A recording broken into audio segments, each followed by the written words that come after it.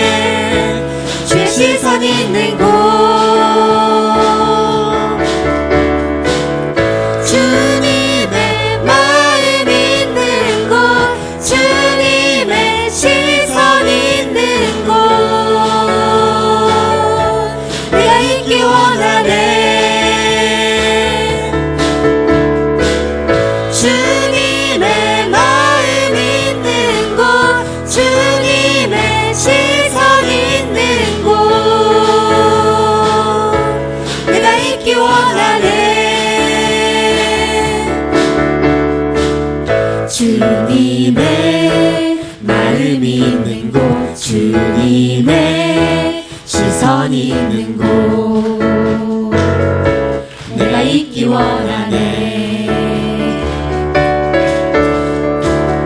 광야에 꽃을 피우시고 사막에 강물을 내시는 주의 놀라운 손길. 풀은 마르고 꽃은 시드나 주의 말씀은 영원하네. 전능하신 주 거룩하신 왕 주님의 말씀 이루시네. 나의 맘 주의 성전이 되어 영원한 주의 말씀을 향해 주의 마음 있는 곳으로 나의 삶 주의 말씀을 따라 이루신 주의 나라를 향해 주의 시선 있는 곳 내가 있기 원하네.